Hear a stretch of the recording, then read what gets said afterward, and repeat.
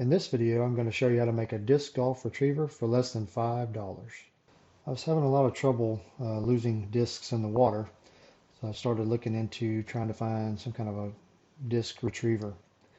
Found this really good article online. There's a reference here at the bottom where you can look up, and it started listing some of the different disc retrievers you could buy. The only problem is everywhere I went in the article, everything is out of stock, unavailable, sold out, so forth, so on. Everyone that I looked. I did find this one. This is $70. Looked like a little suction cup. Not sure that would work in a dirty environment, so just kept looking. I did also try buying some discs that would float. The only problem is once they start floating, you still got to get them out of the water somehow. I did find this retriever, so I bought this guy, and it did a really good job if their discs are on the bottom of the water, and you could throw it in there, but it took quite a few tries to get it in there. And if the disc was up against the shore on the other side, you had to go around to the other side somehow, try to get it out there. It did work, but it just took a little bit of time to get it out of there. So I finally found this guy on Cabela's. It was a decoy retriever for duck decoys, and I bought this guy. I actually got it for free because they give you 20 points if you don't have an account with Cabela's. And if you sign up for the little credit card, you get $25 discount. So basically it was free. So I didn't feel like I had to lose anything. And it did go up to 18 feet. So it's really heavy duty, goes up to 18 feet. The problem is that trying to grab a disc with a hook on this thing was a little challenging. And a lot of times I'd muddy up the water and couldn't find it after that. So then I found this guy that was a kind of a push it onto the disc and it snaps in there and grabs the disc. It worked okay. It works really good if it's not on the water. If you got a floater, if you start pushing on it, sometimes you can't catch it. So after all that, I decided to just build my own. So I started bending some wire and trying to do different things. I kind of used this disc as my inspiration. It's like, surely that can't be too hard to build something like this. So bent a little bit of wire and had some limited results. And so what I needed to do is I wanted it to go on my extendable decoy retriever. So I thought about it and thought about it. I said, you know what? I wonder if this will work. I took an old paint roller, which you can get for this one's at Home Depot for $2.44. What's neat about it is it's got stainless steel, and it's very very durable. It's very thick metal.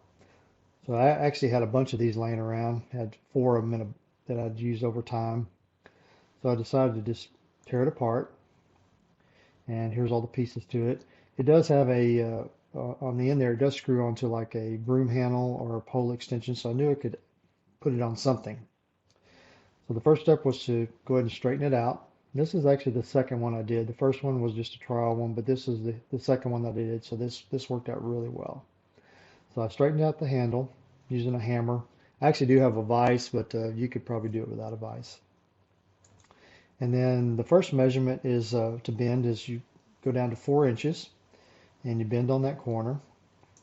Then the next measurement was 1.75 inches, and I'll have these all in the description.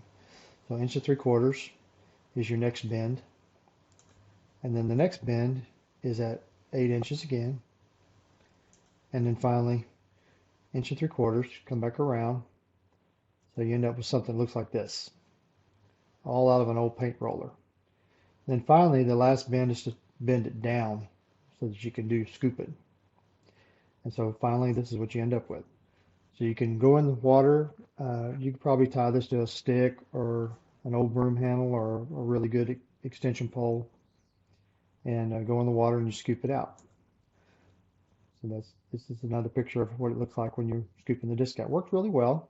The only problem is if you have a disc up against the bank and you want to push on it, then it falls out.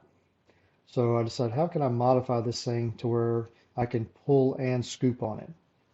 So I decided to take some of the tines that were on the old paint roller, and I cut a little piece at about 1.75 inches, and then I heated it up, and then I shoved it through the handle on the paint roller. That little piece right here is where usually you would rest it on a bucket when you're painting. Okay, so this is what it ends up looking like once it's been inserted through the handle. Now I can scoop on the disc to pick it up, or I can pull on the disc. It doesn't get in the way for scooping, so it just kind of stays out of the way. But then when you're pushing on them, it gives you this extra little bite on there where you can grab a hold of it. Another look at it right there. And so I can scoop on it or I can push on it. Either way, to pick up the disc. If the disc is upside down, it actually, you can see here, gets in the groove there and really holds on to it. So I finally went out to test it out and no problem getting floaters off the top of the pool, going to the bottom of the pool, whatever water you're in. Works the very first time, every single time. So here's one where I was pushing on it to pick it up. So now my next step was to attach it to my pole. Now, one of the modifications I did do is I did add a little piece to protect the disc, make it a little more grippy. This is actually a piece off of the a glue stick. I just cut a piece of glue stick and then just kind of melted it on there and shoved it on there. So it worked really well. Just basically didn't cost anything. So here's my pole that I had from Cabela's, which I got for free. And so I ended up just cutting an old piece off of a broomstick, a little plastic piece, and then which was hollow, and I ended up just gluing it onto the end of my Cabela's uh, duck decoy retriever. So here's the final product on my retriever. I did look online and I noticed that on Amazon you can find these duster extenders which go up to 100 inches, which is almost 10 feet, and or 9 feet.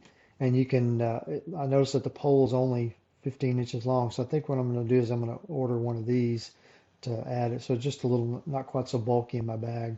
Just keep it. Here's another one. It's only $7.60. But this is that pole that you kind of see on some of the other retrievers to as a pole to use for grabbing your disc. So hope this helps. If it have any questions, you can contact me at jeff.cannon@gmail.com. Good luck retrieving those discs.